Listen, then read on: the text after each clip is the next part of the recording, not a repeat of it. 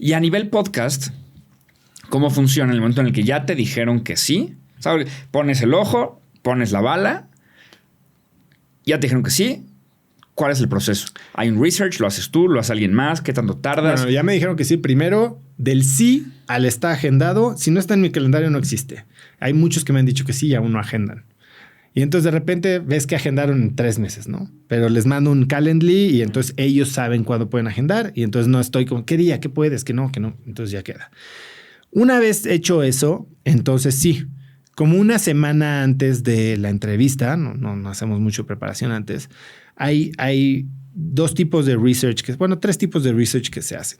Uno lo hace mi equipo, que es, digamos, el research más general, entrevistas, peinan sus redes sociales, pero es un research que hacen probablemente con menos conocimiento del invitado que yo. Entonces, como que son las cosas medio más obvias o saben qué estamos buscando, ¿no? Y entonces tengo una persona que se mete medio a ver qué cosas, además de su cronología, qué cosas interesantes podríamos sacar a platicar. Y esta chamba la hace todas las semanas. Todas las semanas.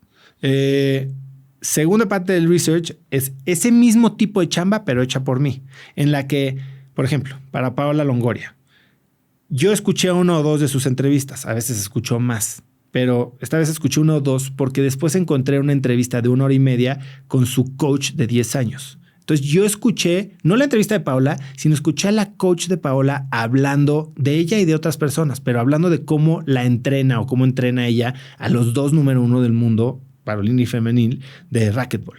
Y entonces tengo una conversación con Paola, no sobre ella, no se trata... A ver, hay entrevistas que son sobre tu historia y hay entrevistas que son sobre lo que haces, ¿no? Y entonces hablamos mucho más de, a ver, cómo hace visualizaciones, cómo se entrena, cómo cambia la mentalidad, cómo registra sus derrotas. Entonces, como que ese tipo de temas busco temas de conversación. Si escucho o leo sus libros, y si hay algún tema que me gustaría ahondar, como que hago la segunda derivada de la pregunta típica que todo mundo le hace. Sí, eres ingeniero, luego ahí está. Entonces, a ti te preguntan, ¿qué te gusta comer? Tú dices pizza. Yo te pregunto, oye, cuando comes pizza, ¿qué es lo que sientes cuando comes pizza? No, ya sé que comes pizza. Entonces, ¿cuál es la siguiente pregunta? ¿Cómo nos vamos más hondo en tu amor por las pizzas? Si has cocinado pizzas y fuiste a comer pizza cuando fuiste ahora. Entonces, ese es el segundo tipo de research. Y el tercero es cuando te metes a la cocina y entonces buscas contactos que sean cercanos a ellos, a los que puedas tener acceso y te echas una llamada de 15, 20 minutos. 1, 2, 3 personas de esas. Y esos son los que te dan un poquito el color. Sí. Y a ellos les preguntas, ¿y qué este cuate cómo es? Y así es. Exacto. Y tal. ¿Y qué le puede preguntar? ¿Y qué le gusta? ¿Y qué cosa nadie sabe de él? Exactamente. Ok, me gusta. Y luego es la entrevista. Ya traes las preguntas. Bueno, todo esto... Típicamente el día anterior de la entrevista lo destilo, lo organizo y me digo que hago mi script. No es un script de 1, 2, 3, 4, 5, 6, 7, 8, sino los temas de los que quiero hablar para tener medio una guía, ¿no? Hoy, de repente, después de una pregunta, te empieza a responder un tema que estaba aquí abajo. Entonces, no sabes si regresar después a este tema o de una vez te saltas y después medio que te echas para atrás. Pero así es como funciona. Y hacemos la entrevista. Y ya. Y después se edita postproducción y listo. Correcto. Ok, perfecto. ¿Y qué porcentaje de tu tiempo ahorita es cracks? Yo creo que por episodio, ponle que le dedique entre 6 y 8 horas. Por episodio. Ya contando las 2 del episodio. Todo. Ok, perfecto. Y ahora, a nivel patrocinios. Yo entiendo perfectamente que el podcast te da beneficios de rebote en 1000 lugares. Exacto. ¿No? En 1000 cosas. Pero sí tienes patrocinadores. Tienes a Tribal. Sí. Luego pones a las empresas en las que has invertido. Has puesto a Vic ahí también. ¿Cómo funciona el patrocinio de un podcast? O sea, ¿cómo es este proceso de conseguir un patrocinador? Porque yo siento que ahorita así como los mezcales, hay podcasts, ¿no? Exacto. Incluyéndome. Pero yo también veo muy claro dónde está el beneficio de este podcast para mí, que es igual como un rebote con los demás productos que vendo. Sin embargo, sí hay gente que es podcaster. Sí. Yo no soy podcaster. Y el podcast no es un negocio para mí. El podcast es, como te digo, el originador de todo lo demás del ecosistema. Sí. Pero es un negocio muy rentable el podcast. La verdad es que no pienso en mis partners como patrocinadores, sino como en partners. Y entonces busco empresas que me gustan, que creo que le pueden servir a mi audiencia, porque yo no hago un anuncio, yo hago una mención hablando de que es un producto que uso. Entonces tengo que usar el producto un tiempo antes, ¿no? Y normalmente son relaciones personales.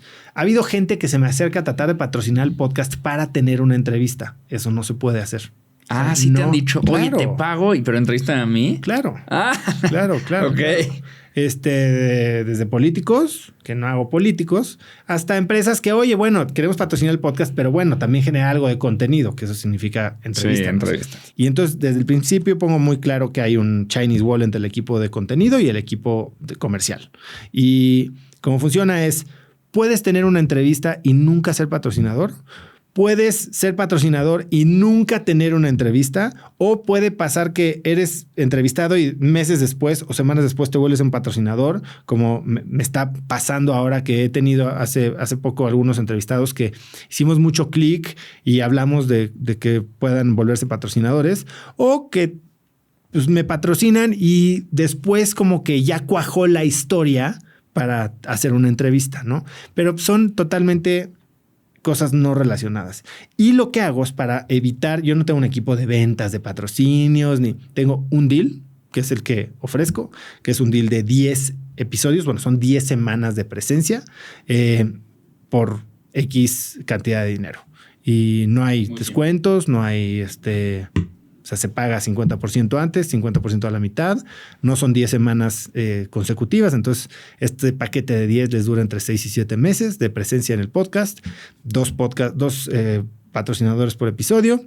Tienen presencia al principio y al final, en un pre y un post-roll. Y además presencia en las newsletters, las historias que subo los lunes y ciertos otros perks, ¿no? Pero es un deal muy sencillo que me permite cerrarlo rápido, no dedicarle tiempo a arrastrar, y es... ¿Te funciona? ¿No funciona? No lo hacemos, no pasa nada. Sí, totalmente.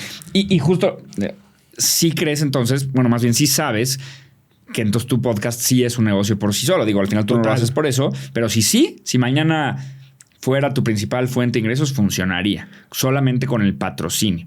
Sí funcionaría. No sé si funcionaría para mí como mi única fuente de ingresos. Pero sería un negocio rentable. Sería un negocio rentable. Okay. Y sí, por el tiempo que le dedico.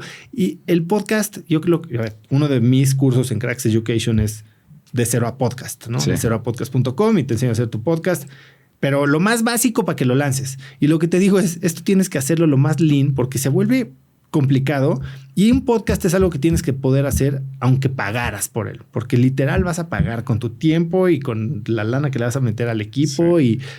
Y si no estás dispuesto a hacer gratis porque estás ganando por otro lado, no necesariamente en lana, sino en relaciones, exposure, lo que sea, lo vas a botar. Totalmente.